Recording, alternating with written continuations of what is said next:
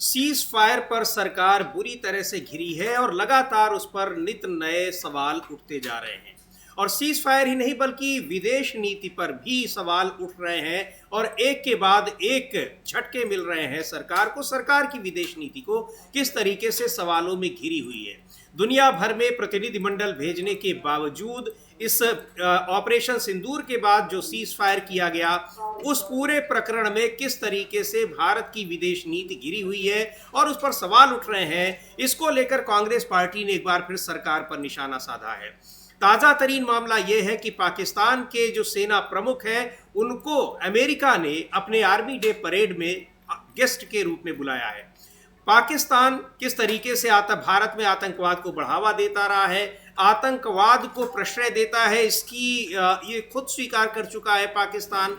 Operation सिंदूर के दौरान पाकिस्तान में जो आतंकी शिविरों को नष्ट किया, वहां पर जिन आतंकियों को मारा गया, उनके साथ पाकिस्तान और पाकिस्तान की सेना की हमदर्दी किस तरीके से दिखाई पड़ी, इन सब के बावजूद अंतर्राष्ट्रीय मंच पर पाकिस्तान को कितनी तवज्जो दी गई, ये भारत की विदेश नीति की विफलता कही जा रही है। यही नहीं, अब अमेरिका ने उसको अपने आर्मी डे परेड में वहां के सेना प्रमुख को गेस्ट के रूप में बुलाया है। और इधर एक और बड़ी खबर आ रही है जिस पर थोड़ी देर में चर्चा करेंगे कि कनाडा में जब पहले वहां पर G7 की मीटिंग में भारत के प्रधानमंत्री को निमंत्रण नहीं मिला, लेकिन बाद में जब निमंत्रण मिला है तो किन शर्तों पर, किन वजहों से निमंत्रण मिला है, इसको लेकर कुछ रिपोर्ट्स आई हैं, बेहद चौंकाने वाली हैं। और वो रिपोर्ट्स अगर वो सही हैं तो एक बार फिर भारत की विदेश नीति पर और बड़े सवाल उठ रहे हैं। यानी पाकिस्तान के मोर्चे के अलावा भी विदेश नीति किस तरीके से जा रही है, किस तरीके से वो उसमें गिरावट आ रही है, ये भी देखने को मिल रहा है। शुरुआत करते हैं पाकिस्तान को जिस तरीके से अमेरिका ने तवज्जो दी है अमलेंदु जी। और अमेरिका के राष्ट्रपति डोनाल्ड ट्रंप 12 बार कह चुके हैं कि सीज फायर हमने कराया, भारत की तरफ से उस पर आपत्ति नहीं दर्ज कराई जा रही है। और एक बार फिर उन्होंने एक शिगुफा नहीं बल्कि ये कहिए कि भारत को ही दिखाने के लिए, क्योंकि आर्मी डे परेड में पाकिस्तान के सेना प्रमुख को बुलाने का क्या मतलब था, और भी बहुत सारे थे। और ये एक यादगार आर्मी डे परेड है, 250वीं आर्मी डे परेड उनकी 14 तारीख को होने जा रही है, जिसमें उन्होंने बुलाया है पाकिस्तान के सेना प्रमुख को। तो ये क्या सीधे तौर पर भारत को ही संदेश दे रहे हैं कि भारत को हम किस तरीके से देख रहे हैं, उसकी विदेश नीति कहाँ गई है, और प्रधानमंत्री नरेंद्र मोदी के नेतृत्व को सीधे तौर पर वो चुनौती देते दिख रहे हैं। हाँ, देखिए, एक तो बिल्कुल सीधे सीधे प्रधानमंत्री नरेंद्र मोदी के नेतृत्व को भी चुनौती, आप इसको समीर जी समझ सकते हैं कि देते हुए मिल रहे हैं। लेकिन ट्रंप जो लगातार कर रहे हैं वो ट्रंप बहुत सोची समझी रणनीति के तहत कर रहे हैं, ऐसा लगता है। और ट्रंप का जवाब भारत की तरफ से बिल्कुल नहीं दिया जा रहा है, खासतौर से प्रधानमंत्री की तरफ से। तो ट्रंप का अब टी नहीं बोला जा रहा है, जबकि वो पहले उनके my dear friend Donald Trump हुआ करते थे। तो माई डियर के शब्द का ना एम निकल रहा है, ना डी निकल रहा है, ना टी निकल रहा है प्रधानमंत्री के मुख से। इसको लेकर बहुत सारे सवाल हैं। सवाल ये नहीं है समीर जी कि प्रधानमंत्री के किससे क्या संबंध है, बहुत से लोगों के बहुत से संबंध हो सकते हैं, लेकिन उन व्यक्तिगत संबंधों का देश की नीति पर क्या असर पड़ता है, सवाल इसको लेकर। अगर आपके नरेंद्र मोदी के अगर डोनाल्ड ट्रंप से कोई संबंध है भी तो उनके व्यक्तिगत संबंध है, अपने ठीक है, मित्रता रही होगी, बचपन में साथ खेले होंगे, मगरमच्छ साथ में पकड़ा होगा, दोनों ने मिलकर बचपन में किया होगा। लेकिन आपने बचपन में साथ मिलकर मगरमच्छ पकड़ा, उससे देश का क्या लेना देना है, भारत का क्या लेना देना है। अगर ट्रंप के लिए अमेरिका फर्स्ट है तो आपके लिए भारत इंडिया फर्स्ट क्यों नहीं है? चलिए, आपको इंडिया के नाम से चलो हो सकती है भाई इंडिया का गठबंधन हो गया है, तो भारत फर्स्ट आपके लिए क्यों नहीं है जी? ये सवाल उठते हैं। तो ये बहुत सारे सवाल हैं। और जिस तरीके से लगातार ट्रंप ये कह रहे हैं मैंने सीज फायर रुकाया, मैंने सीज फायर रुकाया, और इतना ही नहीं, अब तो और आगे बढ़ गए और कह रहे हैं कि पाकिस्तान में बड़ा मजबूत नेतृत्व है। जबकि समीर जी 68 सालों में, 78 सालों में इतना कमजोर नेतृत्व पाकिस्तान में कभी नहीं रहा जी। मतलब शहबाज शरीफ, जिनकी खुद की कोई पहचान ही नहीं है, पहचान ही है कि नवाज शरीफ के भाई हैं इस नाते, वरना पंजाब के वहाँ का जो पंजाब प्रांत है उसके चीफ मिनिस्टर हुआ करते थे, वो भी इसी नाते कि नवाज शरीफ के भाई थे, इस नाते पहचान थी। तो वो इतना कमजोर नेतृत्व जब पाकिस्तान में, और ट्रंप बता रहे हैं कि वहाँ बहुत मजबूत नेतृत्व है, और उसके बाद आसिम मुनीर को वहाँ की परेड में बुला लिया जाता है। और जबकि हमारा प्रतिनिधिमंडल अभी अमेरिका से लौटा है, शशि थरूर के नेतृत्व में लौटा है, और प्रधानमंत्री ने कल बहुत उनसे हंसी ठिठोली की है परसों शाम को मिलकर। बिल्कुल, तो इसको लेकर बहुत सारे सवाल उठाए हैं। कांग्रेस पार्टी ने निशाना साधा एक बार फिर, और विदेश नीति को लेकर सवाल लगातार उठ रहे हैं कि किस तरीके से जब ऑपरेशन सिंदूर, भारत एक विक्टिम होने के नाते उसने अपनी रक्षा के लिए पाकिस्तान में मौजूद शिविरों को, आतंकी शिविरों को नष्ट किया, और उसके बाद इन सब के बावजूद तमाम देश जो हैं वो पाकिस्तान के साथ खड़े नजर आए, भारत के साथ खड़े नजर कोई भी देश नहीं आए। ये विदेश नीति की विफलता इसको कहा जा रहा है, और विपक्ष इस पर लगातार सवाल उठा रहा है, सरकार के नेतृत्व पर सवाल उठा रहा है कि किस तरह की विदेश नीति तैयार की गई है पिछले 11 साल में। अभी 2 दिन पहले ही 11 साल का जश्न मनाया गया, और वो लगातार जश्न अभी चल भी रहा है, लेकिन विदेश नीति कहां पहुंच गई है ये इससे दिखाई पड़ रहा है। और अब अमेरिका पाकिस्तान के सेना प्रमुख को, जिन्होंने कुछ दिन पहले तक जो ये ऑपरेशन सिंदूर के दौरान वो उन आतंकवादियों के साथ खड़े दिखाई पड़ रहे थे जो भारत में आतंकवादी घटनाओं के लिए जिम्मेदार है, उनको अपने यहाँ गेस्ट के तौर पर बुला रहा है। और आसिम मुनीर ने बहुत सारे बयान दिए थे, बड़ी उनकी बहुत आपत्तिजनक भारत के बारे में बयान दिए थे। तो आखिर ये सब हो रहा है, और इस पर क्या भारत क्यों नहीं आपत्ति जता रहा है? हालांकि अमेरिका किसी को भी बुलाए उस पर नहीं कुछ कहा जा सकता है, लेकिन पाकिस्तान जिससे सीधे तौर पर अभी कुछ दिन पहले लड़ाई हुई है, युद्ध हुआ है, उस पर भारत को आपत्ति जताना चाहिए। और दूसरी बात, जो बार बार वो सीज फायर की दुहाई दे रहे हैं कि हमने करवाया है, उस पर भारत को आपत्ति जतानी चाहिए। सुन लेते हैं जयराम रमेश को, क्या कहा है उन्होंने इस ताज़ा तरीन घटना पर, अमेरिका के इस फैसले पर जो पाकिस्तान के सेना प्रमुख को अपने आर्मी डे परेड में इनवाइट कर रहा है। मसला है, और इसको लेकर अमलेदु जी, ठीक है ये अमेरिका का अपना मामला है, वो किसी को भी बुलाए, किसी को भी खारिज करे। कनाडा ने भी G7 की मीटिंग में नहीं बुलाया, बाद में भारत के प्रधानमंत्री को बुलाया, उस पर हम लोग चर्चा करेंगे, बहुत ही गंभीर रिपोर्ट आ रही है उसके बारे में। लेकिन ये जो बार बार भारत को किस तरीके से नीचा दिखाया जाए, ये दिखाने की कोशिश की जा रही है अमेरिका की तरफ से, जबकि खुद भी गृह युद्ध में उलझा हुआ है।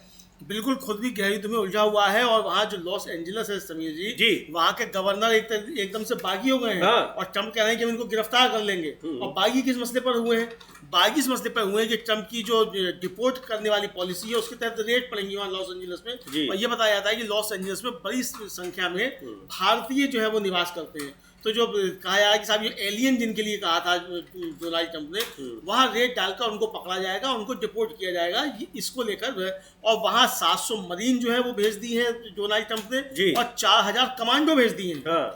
कि वहाँ रेड डाली जाएगी, और रेड डालने में अगर लॉस एंजलिस के गवर्नर रोड़ा डालेंगे तो उनको गिरफ्तार कर लिया जाएगा। लेकिन वही अमेरिका जो है समीर जी, वो भारत के लिए किस तरीके से एक कहा जाए कि वो अपशब्दों का इस्तेमाल भी आप कह सकते हैं कर रहा है, और जिस तरीके से भारतीयों के साथ वहाँ दुर्व्यवहार किया जा रहा है। हम लोगों ने कल भी दिखाया था कि वो किस तरीके से एक छात्र के साथ वहाँ बदसलूकी की जा रही है, ये सब हो रहा है। तो इस पर भारत की तरफ से कोई तीखी प्रतिक्रिया जो होनी चाहिए थी वो दिखाई नहीं पड़ रही है। जी, प्रतिक्रिया क्या? आप तो जब पहली बार वहां से जो डिपोर्ट किए गए थे लोगों के हाथों में हथकड़ियां और बेड़ियां डालकर, तो उसका तो संसद के भीतर विदेश मंत्री ने समर्थन किया था। हाँ बिल्कुल, विदेश मंत्री ने समर्थन किया, और यहाँ तक कह दिया कि विदेश मंत्री ने कि ये तो पॉलिसी रही है, पहले भी इसी तरीके से आए हैं। तो हमें तो याद नहीं इससे कभी आए हो, कभी इस तरीके से आए हो कि हाथ में हथकड़ियां डालकर और पैरों में बेड़ियां डालकर और जमीन पर लिटाकर जो है इस तरीके से किया गया, हमें तो कभी नहीं मालूम है। तो ये डोनाल्ड ट्रंप के आने के बाद ही क्यों इस तरीके से हो रहा है, और वो भी तब जब प्रधानमंत्री नरेंद्र मोदी के बहुत अच्छे मित्र हैं डोनाल्ड ट्रंप। और प्रधानमंत्री खुद वहां उस समय मौजूद थे जब उनको भेजा जा रहा, जब मौजूद नहीं थे, उनके सामने ही कहा ट्रंप ने कि हम भेजेंगे। ट्रंप ने ही कहा, और टैरिफ लगाएंगे, सामने ही कहा जी।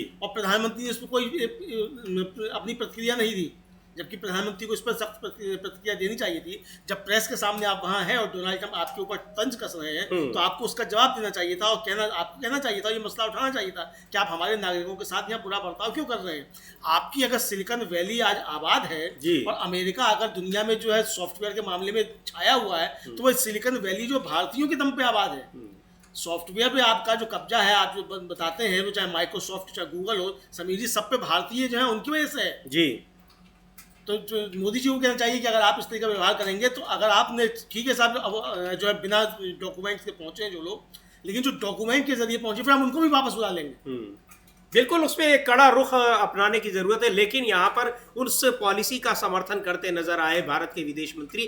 खैर, अभी जो ताजा तरीन मसला है उस पर क्या कह रहे हैं कांग्रेस के नेता जयराम रमेश, एक बार सुनते हैं। और विदेश नीति को लेकर बुरी तरीके से उलझ गई है भारतीय जनता पार्टी की सरकार, एनडीए की सरकार, और खास तौर पर खुद प्रधानमंत्री नरेंद्र मोदी। सवाल उठ रहे हैं कि इतनी विदेश यात्राओं का क्या फायदा हुआ देश को कि आपके साथ जरूरत के समय एक देश खड़ा नजर नहीं आ रहा है। तो भारत के बंटवारे को लेकर और कई सारे उनके बयान थे, और सबसे बड़ी बात ये कि उन आतंकवादियों के साथ खड़े रहे, उनके सम्मान में जिनको जो ऑपरेशन सिंदूर के दौरान जिनको मारा गया, और वो उसको अमेरिका बुलाकर उनको सम्मानित कर रहा है, अपने आर्मी डे परेड में उनको गेस्ट के तौर पर बुला रहा है। तो ये विदेश नीति की विफलता इसको जयराम रमेश कह रहे हैं, और कई मोर्चों पर ये दिखाई पड़ रही है लगातार। और भी बहुत सारी बातें कही हैं जयराम रमेश ने कि आसिम मुनीर को बुलाने का क्या मतलब है, अमेरिका क्या बताना चाहता है भारत को। हाँ बिल्कुल समीर जी, अमेरिका भारत को क्या बताना चाहता है, इसको लेकर जयराम रमेश ने सवाल उठाए हैं। जयराम रमेश यानी कांग्रेस ने सवाल उठाए हैं। जयराम रमेश चूंकि उनके संचार विभाग के प्रमुख हैं तो वो अपनी बात रख रहे हैं, तो ये कांग्रेस की तरफ से सवाल है। और सवाल ये है कि पाकिस्तानी सेना के जो प्रमुख हैं जनरल आसिम मुनीर, उनको अमेरिका के सेना दिवस यानी 14 जून के मौके पर वाशिंगटन डीसी में आयोजित कार्यक्रम में आमंत्रित किया गया है। और उनका कहना यह है जयराम रमेश का कि ये खबर भारत के लिए कूटनीतिक और सामरिक दृष्टि से एक बड़ा झटका है। और उनका कहना है कि ये वही व्यक्ति है जिसने पहलगाम आतंकी हमले से ठीक पहले भड़काऊ और उसका उकसाने वाली भाषा का इस्तेमाल किया था। सवाल उठता है कि अमेरिका की मंशा क्या है। आसिम मुनीर ने समीजी राष्ट्र का सिद्धांत जो था उसकी पैरवी करते हुए कहा था कि हिंदू और मुसलमान जो मतलब वो अलग अलग राष्ट्र हैं और ये नहीं हो सकते। भारत फिर विभाजन की तरफ ले आने की उसने कोशिश की थी, और ये ठीक जो था उस हमले से पहले पहलगाम हमले से पहले ये उन्होंने कहा था। और अब ये कहा उन्होंने कि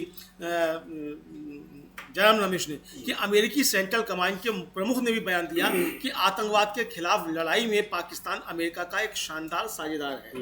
ये जो अमेरिकी सेंट्रल कमांड है उसके प्रमुख जो हैं वो कुरियाला या कुरियप्पा कुछ इस तरीके से हैं, उनका ये बयान है कि पाकिस्तान जो है वो भारत का उसका अमेरिका का बहुत पुराना रणनीतिक साझेदार है, तो इसलिए हम उसको अलग नहीं कर सकते, ये उन्होंने कहा। तो भाई आपकी जो विदेश नीति थी और अब तक जो ट्रंप से गले मिलना था, माय डियर फ्रेंड था, उसका क्या असर निकला, ये इसको सवाल है। और फिर जयराम रमेश कह रहे हैं कि मोदी सरकार का कहना है कि ऑपरेशन सिंदूर अभी जारी है। तो अगर अब ये ऑपरेशन सिंदूर अभी जारी है तो ऐसे में पाकिस्तानी सेना प्रमुख को अमेरिकी सेना दिवस में बतौर अतिथि शामिल होना निश्चित एक गंभीर चिंता का विषय है, ये एक सवाल है। और फिर ट्रंप प्रशासन लगातार ऐसे बयान दे रहा है जिसके मायने यही निकाले जा सकते हैं कि अमेरिका भारत और पाकिस्तान को एक ही तराजू में रखकर देख रहा है। समझिए, चाहे वो ट्रंप के बयान हो, चाहे ये बयान आए हो अब अमेरिकी सेंट्रल कमांड के चीफ की तरफ से, चाहे वो विदेश सचिव थी उनका बयान आ रहा था, उनका भी बयान, तो यानी भारत और पाकिस्तान को अमेरिका एक तराजू में रखकर देख रहा है। यह 78 सालों में कभी नहीं हुआ था।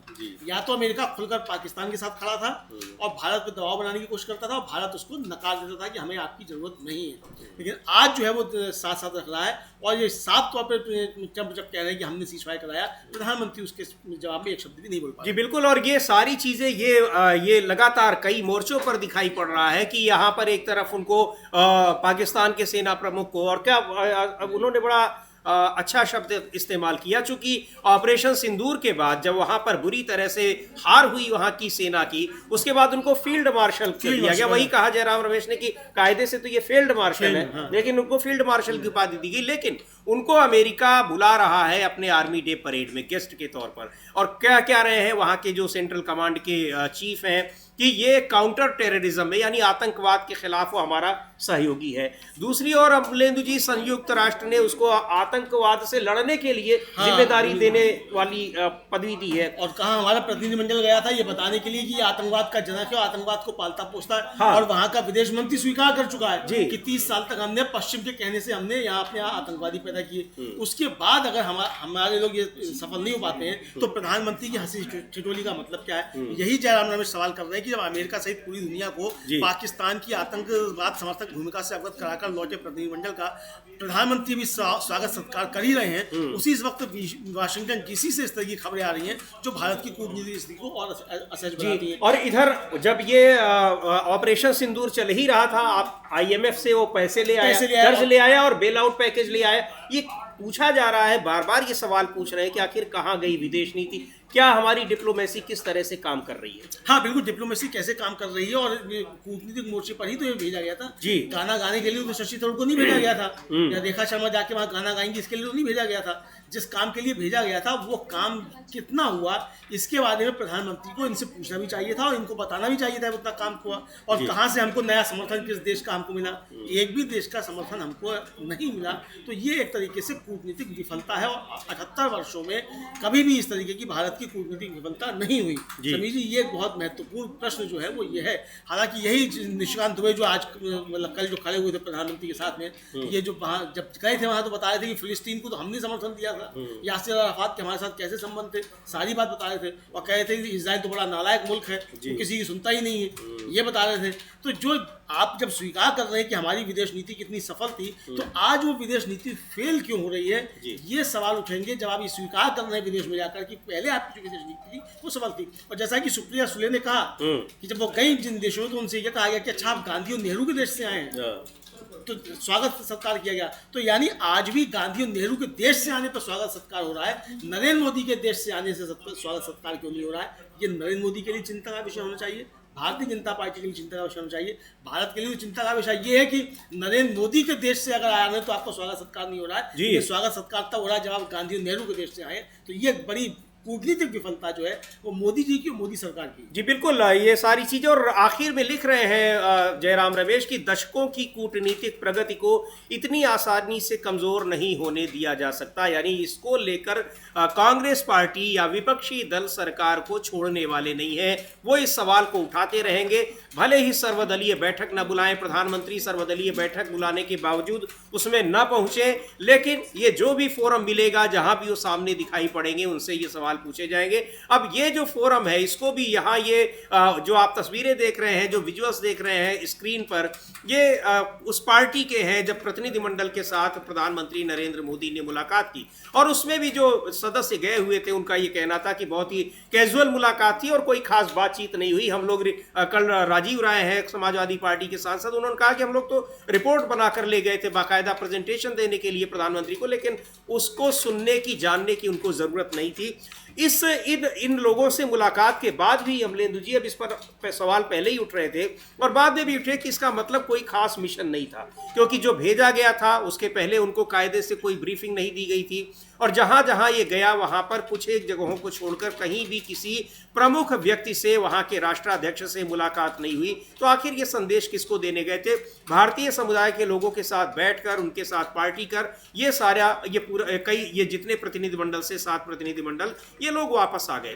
तो ये भारतीय विदेश नीति को लेकर इसीलिए सवाल उठ रहे हैं और ये कहा जा रहा है कि विदेश नीति के तहत प्रधानमंत्री की भी जो यात्राएं होती हैं वो महज इवेंट मैनेजमेंट होता है, इवेंट की तरह से उसको तैयार किया जाता है और यहाँ पर देश में दिखाया जाता है कि बहुत डंका बज रहा है प्रधानमंत्री का। हाँ बिल्कुल बताया था, प्रधानमंत्री का डंका बजा, डंका बजता है, कोई दिक्कत नहीं, प्रधानमंत्री का डंका बजा अच्छी बात है, प्रधानमंत्री का डंका बजा, भारत का भी नाम उसमें हो रहा है कि भारत के प्रधानमंत्री का डंका बज रहा है, तो भारत के प्रधानमंत्री की हैसियत से डंका बजता है, कोई दिक्कत नहीं है। लेकिन अगर ये डंका जो बज रहा है प्रधानमंत्री, और डंका इस तरीके से बजेगा कि हथकड़ियाँ और बेड़ियाँ डालकर हमारे भारतीय नागरिक वहाँ से भेजे जाएंगे और ट्रंप उनके लिए एलियन शब्द का इस्तेमाल करेंगे और बार बार ये कहेंगे कि साहब हमने सीज़फायर रुकाया, और प्रधानमंत्री उसके जवाब में एक शब्द भी नहीं कहेंगे। और ये जो आसिम मुनीर को बुलाया जाना है वहाँ के सेना अमेरिका सेना दिवस के परेड में 14 जून को, ये बहुत गंभीर मसला है और ये सीधे सीधे कहा जाए कि भारत के हितों के ऊपर हमला इसको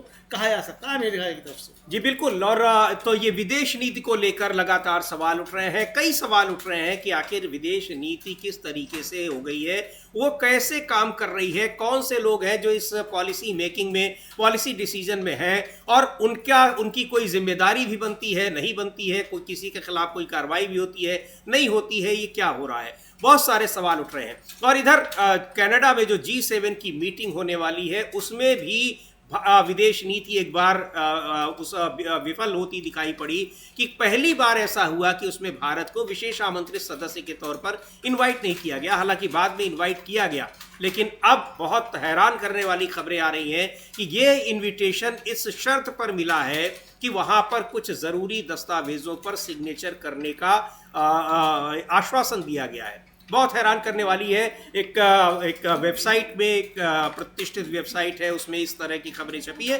कनाडा के अखबारों के हवाले से, वहाँ की रिपोर्ट्स के हवाले से ये खबर छपी है। अमलेंदु जी कुछ उसके बारे में बताएं। हाँ समीर जी, जो टोरंटो स्टार करके एक अखबार है जी, उसके हवाले से एक अंग्रेजी की वेबसाइट है भारत की, उसने एक खबर जो है वो दी है। वो खबर बहुत गंभीर है और उस खबर के मुताबिक समीर जी जो है वो ये है कि कनाडा के प्रधानमंत्री जो हैं मार्क कार्नी, उन्होंने एक कानून प्रवर्तन वार्ता ये मोदी जी के सामने रखा है डॉक्यूमेंट, और उस पर ये उसका आकार का टोरंटो स्टार जो है उसका दावा है कि प्रधानमंत्री नरेंद्र मोदी ने इसके लिए सहमति दे दी है। और ये वेबसाइट का कहना है कि इसमर जो है कि ये निज्जर हत्याकांड जो हुआ था उसका उसमें स्पष्ट रूप से उल्लेख तो नहीं है, लेकिन ये है कि इस तरह की घटनाएं आप आगे नहीं करेंगे, इस पर आपको दस्तखत करने हैं। ये उस वेबसाइट का, उस टोरंटो स्टार के हवाले से दावा है। हमने भी वो रिपोर्ट टोरंटो स्टार पर जाकर देखी तो जो बिल्कुल बताई जा रही है। और ये बताया जा रहा है कि जो आउटरीच बैठक है G7 की, उसमें मार्क कार्नी जो है उनके साथ एक महत्वपूर्ण समझौता जो है, मतलब वो समझ के बाद जो है आया है ये निमंत्रण उनको जो है कि इसमें कानून प्रवर्तन सहयोग के लिए प्रतिबद्धता शामिल है। जैसा कि हरदीप सिंह निज्जर की हत्या को लेकर चल रहे तनाव के बीच G7 शिखर सम्मेलन के बाद होने वाली दिन भर की बैठक में मोदी की भागीदारी के लिए इस कदम को एक पूर्व शर्त के रूप में देखा जा रहा है। मतलब कहने का कि ये इस कानून पर हस्ताक्षर करेंगे, इसी शर्त पर इनविटेशन वहां से मिला है। हाँ, ये उसका दावा है कि इसी शर्त पर मिला है। और ये भी है समीर जी, सिर्फ ये हम लोग देख सकते हैं, ये जो रिपोर्ट है, ये रिपोर्ट है इसको ये। और ये दावा जो इस पर किया गया समीर जी वो ये है कि जो मार्क कार्नी है वहाँ के प्रधानमंत्री कनाडा के, उन्होंने प्रधानमंत्री नरेंद्र मोदी के सामने ये शर्त रख दी थी कि आपको तभी हम बुलाएंगे जब आपको इसको करना होगा। और मोदी ने शर्तों को स्वीकार करने के बारे में निर्णय लेने के लिए समय मांगा था, लेकिन सूत्र को उनकी बातचीत का विवरण नहीं पता था। ये मतलब सूत्र ने टोरंटो स्टार को बताया। और फिर ये कहा कि जो RCMP है उसने निज्जर की हत्या में भारतीय एजेंटों की संलिप्तता का आरोप लगाने के बाद तुरंत मोदी को आमंत्रित करने के लिए उनको घरेलू सामना का करना पड़ा उनको, कार्नी को। तब कार्नी ने यह खुलासा किया कि यह निमंत्रण महत्वपूर्ण है और द्विपक्षीय प्रगति के बाद दिया गया है। यानी जब वहां सवाल उठे कि आपने क्यों बुला लिया नरेंद्र मोदी को, मार्क कार्नी पर जब सवाल उठे वहां के लोगों ने, नाराज है, जब वहां से ये सवाल उठे तब वहां खुलासा हुआ कि साहब इसलिए बुलाया गया कि उनसे यहाँ दस्तखत करवाने हैं प्रधानमंत्री नरेंद्र मोदी से। अब अगर ऐसा समझिए, हमारी रिपोर्ट नहीं है, यहाँ की जिस वेबसाइट ने रिपोर्ट दी है उसकी भी रिपोर्ट नहीं है, उसने भी टोरंटो के जो कनाडा का अखबार है टोरंटो स्टार, उसके हवाले से ये खबर दी है। कितनी सच है कितनी झूठ है हम नहीं कह सकते, लेकिन अगर ये खबर है इसका कोई खंडन ना भारत की तरफ से आया है, ना खंडन कोई इसका कनाडा की तरफ से आया है, इसका मतलब कहीं ना कहीं कुछ ना कुछ तो होगा, बिना आग के धुआं नहीं उठ सकता। तो इस पर जो है स्पष्टीकरण आना चाहिए सरकार की तरफ से कि ये खबर झूठी है और प्रधानमंत्री नरेंद्र मोदी इस तरीके के किसी भी समझौते पर हस्ताक्षर वहां नहीं करेंगे। और उनको निमंत्रण देने के पीछे इस तरीके का कोई भी जो था वो दबाव नहीं था, कोई पूर्व शर्त नहीं थी। ये विदेश मंत्रालय की तरफ से स्पष्ट तौर पर आना चाहिए या PMO की तरफ से आना चाहिए, जो कि अभी तक नहीं आया है। जी, और इसको एक उस अखबार ने कार्नी जो प्रधानमंत्री है उनके बयान को लिखा है, यानी उनसे बातचीत करके कि हम अब महत्वपूर्ण रूप से कानून प्रवर्तन वार्ता जारी रखने के लिए सहमत हो गए हैं, इसलिए इस पर कुछ प्रगति हुई है जो जवाबदेही के मुद्दों को पहचानती है। उन्होंने इस बात पर जोर दिया कि मोदी को निमंत्रण देने में ये एक बड़ा फैक्टर था। और ये सूत्रों के, सरकारी सूत्रों के हवाले से वो अखबार लिख रहा है कि मोदी को निमंत्रण देने के लिए जो कुछ शर्तें थी उनमें से प्रमुख शर्त ये थी। और अगर ये थी वास्तव में तो ये बहुत हैरान करने वाली बात है कि किस तरीके से उस इनविटेशन को हासिल करने के लिए एक ऐसी शर्त पर हस्ताक्षर करना पड़ा जो भारत की संप्रभुता के खिलाफ है। और बिल्कुल ये वही बात है कि कैसे अमेरिका के राष्ट्रपति के शपथ ग्रहण समारोह में जो डॉक्टर सुब्रमण्यम स्वामी ने आरोप लगाए थे अमलेंदु जी कि विदेश मंत्री कई दिनों तक वहां डटे रहे कि वो इन्विटेशन हासिल कर सके राष्ट्रपति समारोह में शामिल होने का। हाँ बिल्कुल, ये एकदम बात सही है। और इसको लेकर समीर जी जो उन्होंने कार्नी का जो हवाला दिया है जो बयान का, और उसमें साफ तौर पे ये कहा जा रहा है कि हम अब महत्वपूर्ण रूप से कानून प्रवर्तन वार्ता जारी रखने के लिए सहमत हो गए हैं, इसलिए इस पर कुछ प्रगति हुई है जो जवाबदेही के मुद्दों को पहचानती है। ये उनके कार्नी जो वहाँ के प्रधानमंत्री हैं उनके वक्तव्य को उस अखबार ने कोट किया है। और सूत्रों के हवाले से उसने आगे सब बातें कही है कि मोदी ने कार्नी के साथ टेलीफोन कॉल के बारे में अपने सार्वजनिक बयान में कानून प्रवर्तन वार्ता को शामिल नहीं किया, ये सारी बात उसने कही है।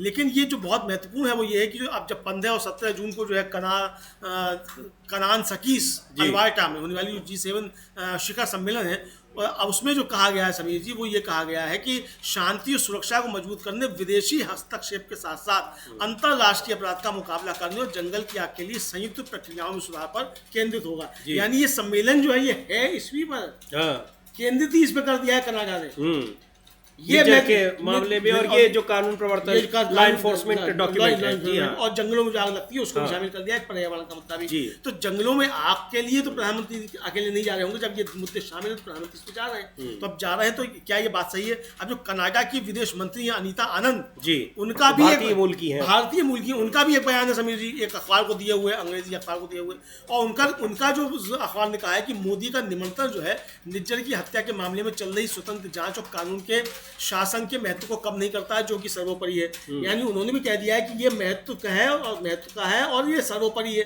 जी। ये कनाडा की विदेश मंत्री जो भारतीय मूल की हैं वो कह रही है कि मोदी के आने से कम नहीं हो जाएगा, ये महत्वपूर्ण है। यानी मोदी की यात्रा से पहले ही जो ये बात शर्तें वहाँ की सरकार की तरफ से अलग अलग तरीके से आ रही हैं, प्रधानमंत्री भी कह रहे हैं, अखबार कह रहे हैं, और वहाँ की विदेश मंत्री भी कुछ कह रही हैं। ये साफ तौर पर समझिए देखा जा सकता है जी। बिल्कुल, तो ये बहुत ही एक गंभीर रिपोर्ट है जो कनाडा के अखबार ने इसको छापा है, और उसको यहाँ पर एक अंग्रेजी की वेबसाइट ने भारत में छापा है।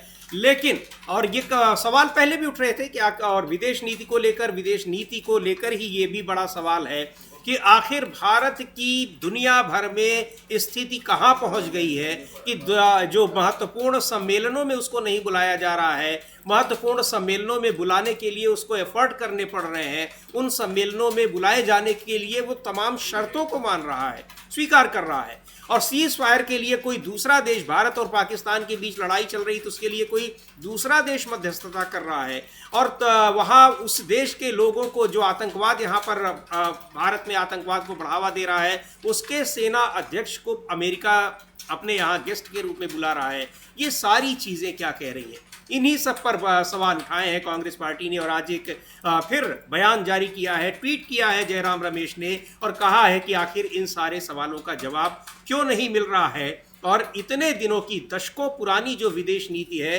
उसको हम इस तरीके से बेकार नहीं जाने देंगे जिसको इतनी मेहनत से बनाया गया है। बहुत गंभीर आरोप है अमलेंदु जी, ये सारे आरोप, और एक ही जगह नहीं कि केवल अमेरिका, कनाडा को लेकर भी ये जो खबर आ रही है अपने आप में बड़ी गंभीर। हालांकि ये सवाल उठ ही रहे थे कि अचानक क्या हुआ कि पहले कनाडा ने नहीं बुलाया और अब वो बुला रहा है, और प्रधानमंत्री ने तुरंत जाने पर सहमति भी जता दी थी। हाँ, प्रधानमंत्री ने तुरंत जाने पर सहमति जता दी, और ट्वीट करके बताया प्रधानमंत्री ने जी, बहुत खुशी कॉल आ गया, और यहाँ भी बड़ा जश्न मनाया जाने लगा जो तथाकथित मुख्य धारा का मीडिया है कि साहब हम यहाँ तो बहुत अच्छी जो है वो खबर आ गई है, बधाई हो बधाई के संदेश जो थे वो गाने शुरू हो गए कि ये आ गया है तो बुलावा, और चलो बुलावा आया है, कनाडा ने बुलाया है, यहाँ कोरस गान जो थे गाना शुरू हो गए। लेकिन जो चलो बुलावा आया है, कनाडा ने बुलाया है, इसके पीछे असली मकसद क्या है कनाडा के बुलाने का, ये समझ में आया समीर जी। और इसका मतलब कि अब कनाडा जैसा देश जो है क्या वो भी भारत पर इस तरीके से दबाव बनाने में कामयाब हो जाएगा जी? ये बहुत महत्वपूर्ण सवाल है, और हम फिर कहेंगे कि ये हमारी रिपोर्ट नहीं है,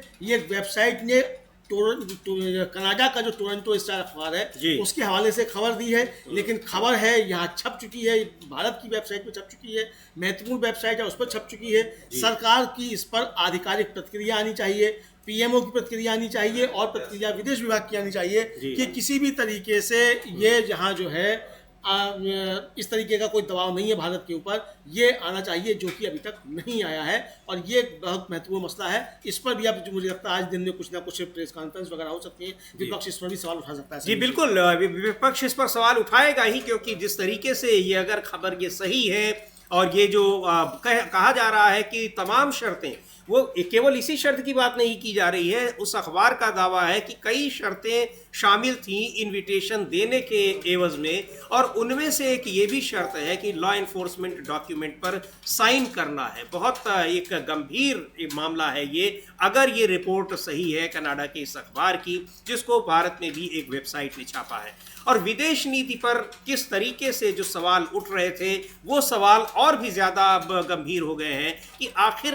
भारत कर सरकार क्या कर रही है, विदेश मंत्रालय क्या कर रहा है, वहाँ बैठे जो एम्बेसडर्स हैं और यहाँ जो पॉलिसी मेकिंग में लोग लगे हुए हैं, जो लोग नीतियों को तय करते हैं, बनाते हैं, वो लोग क्या कर रहे हैं, उनकी क्या जवाबदेही है, इस पर बहुत बड़े सवाल उठ रहे हैं। उधर अमेरिका किस तरीके से बार बार सीज फायर की का श्रेय तो ले ही रहा है, क्रेडिट ले रहा है, अब वो पाकिस्तान के सेना अध्यक्ष को अपने यहाँ गेस्ट के तौर पर बुला रहा है, जबकि अभी कुछ दिन पहले ऑपरेशन सिंदूर जैसी घटना हुई है, और उसके बाद किस तरीके से वो पाकिस्तान को महत्व दे रहा है। संयुक्त राष्ट्र में, यानी जितने भी जो एक अंतर्राष्ट्रीय संगठन है, अंतर्राष्ट्रीय समुदाय है, तमाम देश हैं, अलग अलग तरीके से वो पाकिस्तान को महत्व दे रहे हैं, और भारत के साथ खड़ा कोई भी देश नजर नहीं आ रहा है। हाँ, भारत के साथ कोई भी देश खड़ा नजर नहीं आ रहा। ये गंभीर मसला समझिए है कि भारत के साथ आखिर कोई देश खड़ा क्यों नजर नहीं आ रहा है, और हमारे इतने अथक प्रयास के बाद, जबकि प्रधानमंत्री 70 से अधिक देशों की 129 बार यात्रा कर चुके हैं, उसके बाद भी अगर 129 छोड़िए एक देश भी भारत के साथ खुलकर खड़ा नहीं हो रहा है, तो ये बहुत गंभीर सवाल है। और खड़ा भी हो रहा है तो कौन, तालिबान साथ में खड़ा हो रहा है जी, जिस तालिबान को हम अब तक आतंकवादी कहते रहते थे, वो भी अपने स्वार्थ में खड़ा हो रहा है, भारत साथ रहे, भारत उसके साथ रहे। तो यानी आप किस तरीके से पिछड़ते चले जा रहे हैं, और पाकिस्तान को जहां जहां घेरना था वहां आप घेरने में विफल रहे हैं। तो ये मोदी सरकार की विफलता है, समझिए, फिर कहेंगे ये भारत की कूटनीति की विफलता नहीं है, ये भारत की विदेश नीति की विफलता नहीं है, ये मोदी जी की व्यक्तिगत तौर पर विफलता हो सकती है, मोदी सरकार की जो है कूटनीति और विदेश नीति की विफलता हो सकती है, भारत की विफलता नहीं है। भारत ने अपने काम किए हैं और पहले भी करता रहा है, और सरकार बदलेगी तो आगे भी भारत जो है वो सफल रहेगा, ये इस तरीके की आशा की जा सकती है, जैसा कि विपक्ष लगातार आरोप लगाता है। तो एक बार फिर सुनते हैं क्या कहा है जयराम रमेश ने, और खास तौर पर जो अमेरिका ने बुलाया है आसिम मुनीर को, पाकिस्तान के सेना अध्यक्ष को, उसको लेकर बड़ी आपत्ति दर्ज कराई और कहा है कि भारत सरकार इस पर क्यों आपत्ति दर्ज नहीं करा रही है। बार बार वो भारत को एक तरीके से नीचा दिखाने के लिए या एक मैसेज देने के लिए ये सारे काम कर रहा है अमेरिका, लेकिन भारत की ओर से कोई प्रतिक्रिया नहीं जताई जा रही है। सुनते हैं जयराम रमेश को क्या कहा उन्होंने। और अब कनाडा की तरफ से भी जो विदेश नीति को पर सवाल उठ रहे हैं, वो भी बहुत हैरान करने वाले हैं, अगर वो कनाडा के अखबार की रिपोर्ट, वहाँ के मीडिया की रिपोर्ट सही है तो। और इधर बीच चुनाव आयोग जिस तरीके से गिरा है, चुनाव आयोग की उस पर जो सवाल उठ रहे हैं, चुनावी प्रक्रिया पर जो सवाल उठ रहे हैं, वो सवाल भी लगातार बने हुए हैं, अलग अलग जगहों से सवाल आ रहे हैं।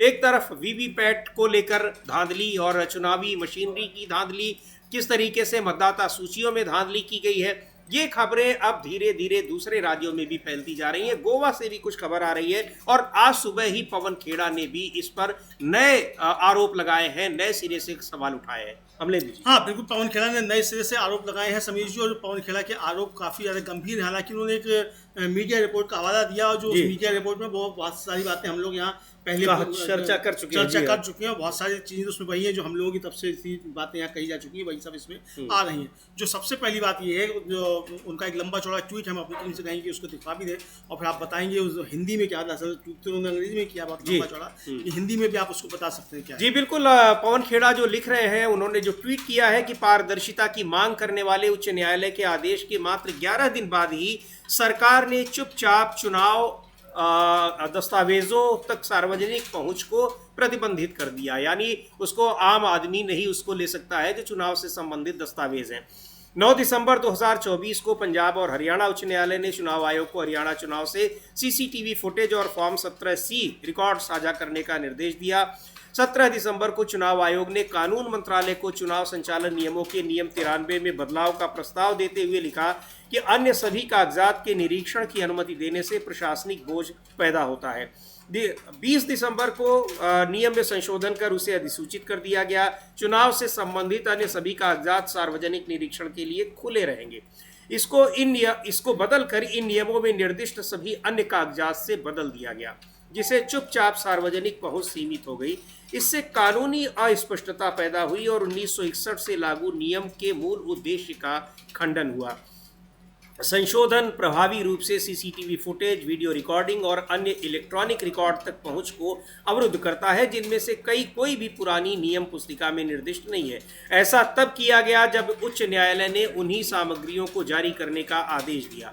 न्यायालय के आदेश से अधिसूचना तक का समय और गति मात्र 11 दिन उल्लेखनीय है। और बहुत सारी चीज़ें इन पर चर्चा हो चुकी है कि किस तरह से हरियाणा चुनाव से संबंधित जो दस्तावेज थे उनको कोर्ट में चैलेंज किया गया था, और कोर्ट में मामला चल ही रहा है और इधर उन नियमों को ही बदल दिया गया था। उसी को पवन खेड़ा ने ये विस्तार से बताया है और डे बाय डे उन्होंने पूरा उसका जिक्र किया है। भारत पहले से ही चुनावी भरोसे के संकट का सामना कर रहा है। वीवीपैट सत्यापन प्रति विधानसभा क्षेत्र में केवल 5 मशीनों तक सीमित है। मतदान केंद्रों से सीसीटीवी और वेबकास्ट रिकॉर्डिंग अब पहुंच से बाहर है। फॉर्म 17C तक पहुंच, जो कभी एक महत्वपूर्ण जवाबदेही टूल था, अब प्रतिबंधित है। नियम 93(2) द्वारा गारंटीकृत सार्वजनिक निरीक्षण अधिकार सार्वजनिक बहस या संसदीय जांच के बिना कमजोर कर दिए गए हैं। ये केवल कानूनी चालबाजी नहीं है, ये चुनावी बॉन्ड से लेकर अब भारत की लोकतांत्रिक प्रक्रिया से पारदर्शिता को खत्म करने तक के पैटर्न का हिस्सा है। बहुत सारे आरोप लगाए हैं और ये सारी चीज़ें पहले से पता है, लेकिन अभी ताज़ा तरीन एक इस पर विस्तार से एक रिपोर्ट आई है, एक मीडिया हाउस ने उसको छापा है, उसका जिक्र करते हुए पवन खेड़ा ने ये सारे सवाल उठाए हैं। हाँ बिल्कुल समीर जी, पवन खेड़ा ने जो सवाल उठाए हैं उसमें सबसे आखिरी लाइन जो लिखी है वो काफी ज्यादा महत्वपूर्ण है कि ये केवल कानूनी चालबाजी नहीं है, ये चुनावी बांड से लेकर चुनावी बांड जो था इलेक्टोरल बॉन्ड, जी हाँ, जिसको सुप्रीम कोर्ट ने निरस्त किया, तो ये चुनावी बॉन्ड से लेकर अब भारत की लोकतांत्रिक प्रक्रिया से पारदर्शिता को खत्म करने तक के पैटर्न का हिस्सा, यानी किस तरीके से पारदर्शिता खत्म की जा रही है तमाम स्तर पर, उसका ये हिस्सा है। यानी सरकार अब कुछ भी गड़बड़ करती रहे, देश दुनिया को मालूम ही नहीं पड़ने पाए कि इन्होंने गड़बड़ियां की क्या है, इसका ये हिस्सा है। ये पवन खेड़ा बता रहे हैं। इधर समीर जी, जो राहुल गांधी ने महाराष्ट्र में मैच फिक्सिंग का जो एक आरोप लगाते हुए लेख लिखा था, हालांकि चुनाव आयोग की तरफ से उस पर कोई सफाई नहीं आई है अभी तक। जी हाँ। और जो भी मीडिया में आया वो मुझे लगता है वो फर्जी पत्र था, क्योंकि उसमें किसी के दस्तखत नहीं थे और चुनाव आयोग ने अभी तक नहीं कहा कि उसने ये जवाब दिया, एक एजेंसी ने उसको चलाया और उससे सब जगह गया। लेकिन ये जो आरोप लगाया था राहुल गांधी ने कि मैच फिक्सिंग किस तरीके से हो रही है, अब उस मैच फिक्सिंग का खुलासा जो है वो गोवा में हुआ है जी। और गोवा में कांग्रेस के नेता हैं एल्विस गोम्स, और वो पूर्व ब्यूरोक्रेट भी हैं। उन्होंने एक लगभग 2.5 मिनट का वीडियो जो है अपने सोशल मीडिया पर डाला है समीर जी, और सोशल मीडिया में उसमें जो डाला है उन्होंने अपना वीडियो, उसमें उन्होंने बताया है कि पणजी विधानसभा क्षेत्र जो है, उस पणजी विधानसभा क्षेत्र में 30 चुने गए उन्होंने बूथ, 30 में से 28 BLO जो थे वो बदल दिए गए। क्या है, हम उसको सुन भी सकते हैं कि क्या वो अंग्रेजी में, हालांकि हम लोग जी सुनते हैं क्या कहा है उन्होंने, और बहुत ही महत्वपूर्ण जानकारी दी है, उसका एक प्रमाण दिया है, उदाहरण देकर वो बता रहे हैं कि किस तरह से ये मैच फिक्सिंग हो रही है। गोवा का ये उदाहरण है। महाराष्ट्र का के बारे में तो एक विस्तृत लेख छापा था, राहुल गांधी ने लिखा था और उसमें बहुत सारी बातें कही थी। ये महाराष्ट्र से लगा हुआ जो गोवा है, वहां पर किस तरीके से मैच फिक्सिंग हुई है, सुनते हैं क्या कह रहे हैं। See, the issue that we have brought before the public of Goa, we took a cue from this article, Match Fixing Maharashtra, which appeared in the Indian Express of 7th of June. There is a very peculiar issue before us, and that is similar to what has been raised here. In Goa, we did a test study in the case of Panaji constituency. We realized that the booth level officers, there are in all 30, 28 have been replaced. We will not call replaced, they have been, some other booth level officers have been posted without speaking about what happens to the other existing booth level officers. Nothing, the very grey area has been kept there. So we made a representation to the Election Commission of India, and via their local CO, the matter went for comments to the Chief Electoral Officer, who is the collector of North Goa district. 3 reminders later, from the CO Goa to the DEO, who is the collector, district election officer, till today we are not getting any response. about this policy of putting booth level officers in only one constituency, and that too 28 out of the 30. So we have also questioned the Election Commission about the policy. Why not in the 39 remaining constituencies? Why? So thereafter many people came up with some figures before us, and we found out that there is an attempt made to register large number of voters, particularly in Panji constituency, and it is very simple for them. They have large number of flats which are in their possession or in the names of their friends and family members. They give NOC, and the election machinery being under their control, it becomes easier for them to put in voters, new voters, and those voters have nothing to do with Goa. Some of them are of foreign origin, Nepali, and from states which are beyond the boundaries of Goa, and therefore we fear that match fixing Maharashtra could become match fixing Goa in due course in 27. So we have made a call to the people of Goa to prevent this from happening, and particularly watch first their own name, whether it exists in the electoral roll or not, like how a person takes blood pressure measurements on daily or alternate days. Like that, today the time has come that we have to look whether our names exist in the electoral rolls. And besides that, we have also cautioned the people of Goa to look out for strange names creeping into the electoral roll, so that timely objections can be taken. Otherwise, this what we are talking about, democracy, Goa, and what Goa stands for, will be wiped out in 27. अध्ययन करके उन्होंने ये सारे दस्तावेज जुटाए और बता रहे हैं कि उन्होंने इलेक्शन कमीशन के सामने इसका प्रेजेंटेशन भी दिया है। ये सारी बातें उनके सामने भी रखी हैं।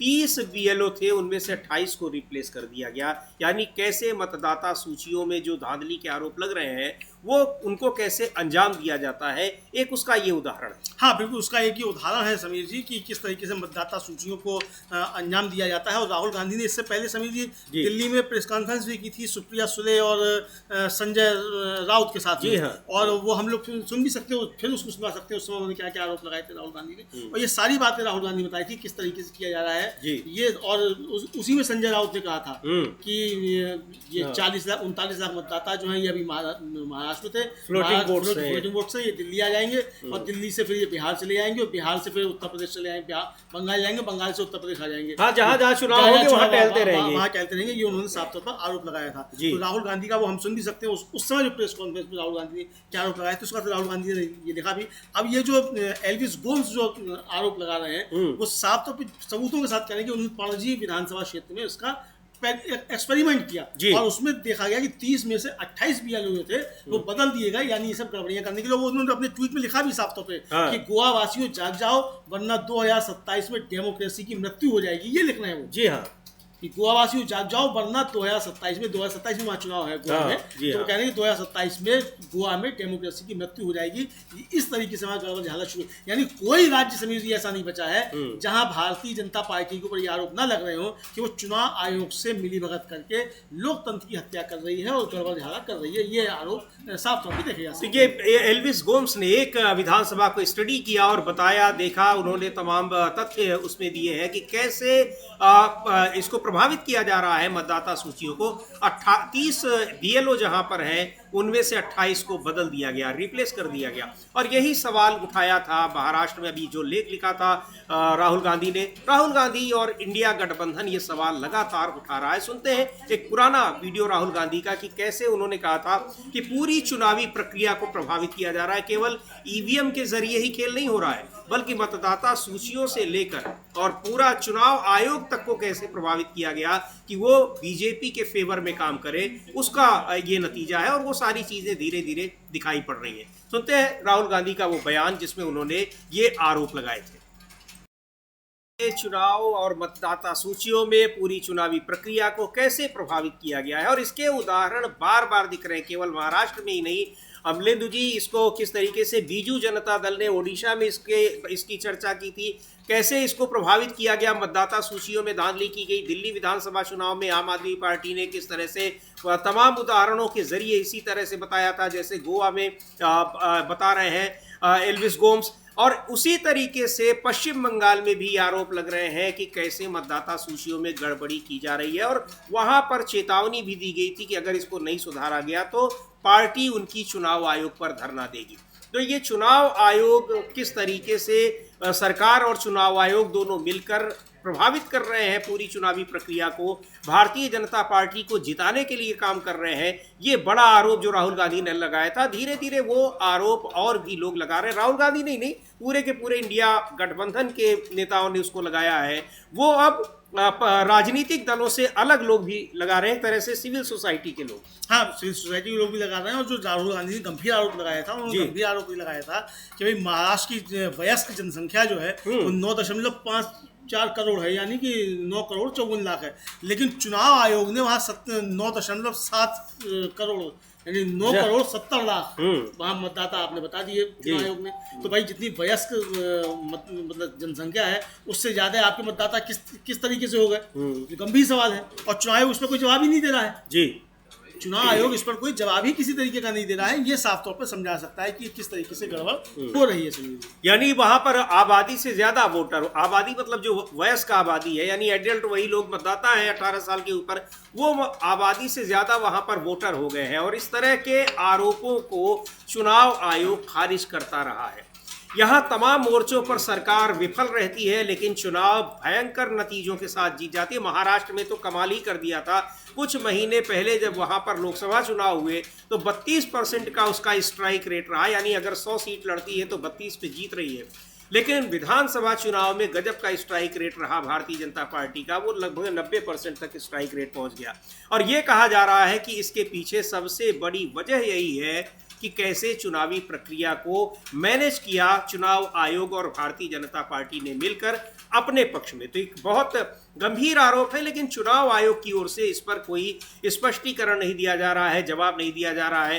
राहुल गांधी मांग कर चुके हैं कि संसद में इसकी चर्चा कराई जानी चाहिए, लेकिन उसके बावजूद संसद में चर्चा की भी अनुमति नहीं दी गई। हाँ बिल्कुल, समझिए संसद में भी चर्चा की अनुमति नहीं दी गई, ये है। और इस पर गंभीर चर्चा होनी चाहिए थी, जो कि गंभीर चर्चा इस पर हुई नहीं। गंभीर चर्चा क्या, चर्चा ही नहीं हुई। चर्चा होती तभी तो गंभीर और अगंभीर होती। चर्चा ही नहीं कराई सरकार ने और कराने नहीं दी गई, बल्कि आप ये कह सकते हैं कि चर्चा करानी ही नहीं दी गई। ये गंभीर बात जो है वो इधर उठाई गई है विपक्ष की तरफ से। इधर समीर जी, सुप्रीम कोर्ट के जज हैं जस्टिस सूर्यकांत, जो थोड़े समय बाद सीजीआई भी बन सकते हैं। उन्होंने एक बहुत बड़ी बात जो है कही है उन्होंने, और जस्टिस सूर्यकांत ने कहा है कि न्यायिक स्वतंत्रता जो है उसको वायरल जो फेक न्यूज़ है उससे खतरा है, बहुत गंभीर एक तरीके से कहा जाए। और ये जो कि मीडिया ट्रायल जो है ये एक सूक्ष्म लेकिन गंभीर खतरा जो है ये इसका सामना कर रहा है। और समझिए ये देखने में आता है कि मीडिया ट्रायल से तमाम केसेस जो हैं प्रभावित होते हैं, ये उनका जस्टिस सूर्यकांत का कहना है। और यहाँ तक है कि जो एक्स सीजीआई थे चंद्रचूड़ साहब, उन्होंने रिटायरमेंट के बाद कहा कि उन्होंने साहब A to Z जो जमानत दी, लेकिन A to Z में उन्होंने जमानत दी, वो सब जो थे वो मीडिया ट्रायल से संबंधित जमानतें ही एक तरह से कही जा सकती है। यानी एक तरह से दबाव पड़ता है जजों के ऊपर, ये कहना चाह रहे हैं, ये कहना चाहते हैं। हम लोगों ने देखा कि वो जस्टिस पारदीवाला की शायद टिप्पणी थी, वो नूतन शर्मा को, क्या नूतन शर्मा, कौन सी शर्मा थी, नूपुर शर्मा, उनको लेकर और किस तरीके से सोशल मीडिया पर अपशब्दों का इस्तेमाल उनके लिए किया गया। सुप्रीम कोर्ट के लिए सुप्रीम कोर्टा कह के चलाया गया, इस पर हैशटैग चलाया गया। सीजीआई संजीव खन्ना, उनके लिए तो एक सांसद जो है कितना अभद्र भाषा का इस्तेमाल कर रहा था। तो यानी इस तरीके से सुप्रीम कोर्ट पर दबाव बनाने की कोशिश की जाती है। ये कहना मुझे लगता है कि शायद उनका ये है। और सूर्यकांत जो है, जस्टिस सूर्यकांत जो है वो अगले सीजीआई बनेंगे, ये कह रहे हैं। तो जस्टिस सूर्यकांत ने बहुत गंभीर बात कही, और उन्होंने जो कहा है कि पारदर्शिता को हथियार बनाया जा सकता है, जिससे अंतर्दृष्टि की बजाय गलत व्याख्या हो सकती है। जब न्यायिक निर्णयों की कानून की अदालत में समझे जाने से पहले जनता की राय की अदालत में परखा जाता है, तो इसका परिणाम नागरिक सशक्तिकरण में नहीं बल्कि भ्रम, निराशावाद और अंधता विश्वास का क्षरण होता है। इसी तरीके से समीर जी, जो तमाम केसेस आते हैं, जैसे वो सोनम रघुवंशी या जो केस चल रहा है, उस पर जिस तरीके से मीडिया ट्रायल हो रहा है, अब वहाँ एक लड़की को आपने ठहरा दिया कि साहब यही अपराधी है, वो हो गया जी। अब वो अगर दूसरा कोई फैसला आ जाए तो आपको मानने को तैयार नहीं होगा। इसी तरीके से रिया चक्रवर्ती के मामले में हुआ, कितना उस लड़की को टॉर्चर किया इस मीडिया ने समीर जी, और उसके बाद नतीजा क्या निकल कर आया कि सीबीआई को भी अपनी क्लोजर रिपोर्ट लगानी पड़ी, कहना पड़ा कि इसमें कोई हाथ नहीं है जी। और ये जो थी वो उसने खुद ही अपनी जान ली थी। तो ये मीडिया ट्रायल किस तरीके से अदालतों को प्रभावित कर रहा है, इसको लेकर मुझे लगता है कि जस्टिस सूर्यकांत जो है उन्होंने अपनी महत्वपूर्ण बात रखी है। जी बिल्कुल, बहुत महत्वपूर्ण बात है। और तमाम ऐसे केसेस सामने आए हैं जिनमें मीडिया ट्रायल की वजह से प्रभाव जो फैसले हुए हैं वो प्रभावित हुए हैं, और कई बार ऐसा हुआ कि सजा भी हुई और उसको भी कहा गया कि ये उसी वजह से हुई। तो इस तरह के मामले, लेकिन जो इससे न्यायिक प्रक्रिया होती है निश्चित तौर पर उस पर फर्क पड़ता है। और खुद जब सुप्रीम कोर्ट के जस्टिस ये बात कह रहे हो तो उसकी गंभीरता को भी समझा जा सकता है। और चूंकि अभी मीडिया ट्रायल एक और मामले में शुरू हो गया है जो अमलेदु जी अभी जिक्र कर रहे थे, ये सोनम का मामला, सोनम रघुवंशी का मामला, और उस पर भी यही देखने को मिल रहा है किस तरीके से वहाँ मीडिया के लोग, उन जो परिवार हैं जो उस केस से संबंधित लोग हैं, उनके साथ कैसे वो सवाल जवाब कर रहे हैं। एक वीडियो तो बड़ा बहुत वायरल हुआ अमलेदु जी की, डिस्टर्बिंग है कि वो माँ का कि वो उसको रोने लगती है, मार के भगाने लगती है रिपोर्टर्स जो वहां पर खड़े हैं कि क्या क्या उससे अभद्र तरीके से पूछताछ कर रहे हैं। हाँ, मतलब मुंह में माइक घुसे को तो रो रही है महिला जो है, उसकी राजा रघुवंशी की माँ जो है, और उसको घेरे पड़े हैं जी बुरी तरीके से। वो कहेगी जाओ भाई, मुझे क्यों, मेरी जान की आफत क्यों बने हुए, और वहाँ घुसे पड़े हैं। तो ये बहुत एक तरीके समिति की सिर्फ टीआरपी के चक्कर में जी, और आप कितना गलत काम करते हैं ये इस मीडिया को समझ नहीं आता। और इसीलिए अमेरिका का अखबार जो है एंकर और एंकरानियों की जो है किस तरीके से भद्द पीटता है, पूरा एक पेज का जो है लेख लिखकर कि उन्होंने किस तरीके से दुष्प्रचार और गलत सूचनाएं फैलाई। जी बिल्कुल, ऑपरेशन सिंदूर के समय और पहलगाम की घटना के बाद किस तरह से हुआ। खैर, अब इस सारे मुद्दे पर जो सबसे गंभीर सवाल है वो तो सरकार के ऊपर उठ रहे हैं कि कैसे सीज फायर किया गया, सीज फायर को लेकर क्यों विदेशी मध्यस्थता स्वीकार की गई, तीसरे पक्ष की मध्यस्थता। और अब ये सवाल उठ रहा है विदेश नीति पर कि आखिर ऐसे मौके पर भी भारत के साथ कोई देश क्यों नजर नहीं आ रहा है। और नजर आने की बात तो छोड़ दीजिए, कैसे अमेरिका पाकिस्तान के सेनाध्यक्ष को अपने यहां गेस्ट बनाकर बुला रहा है आर्मी डे परेड। और कनाडा में जो वहां पर G7 की बैठक में आमंत्रण के लिए जिन शर्तों की बात हो रही है, अगर वो रिपोर्ट सही है कनाडा के अखबार की, टोरंटो स्टार की, तो वो बहुत हैरान करने वाली है, बहुत गंभीर है। और इन सारे मुद्दों पर सरकार घिरी हुई है। क्या सरकार इस पर जवाब देती है, स्पष्टीकरण देती है, देखने वाली बात होगी।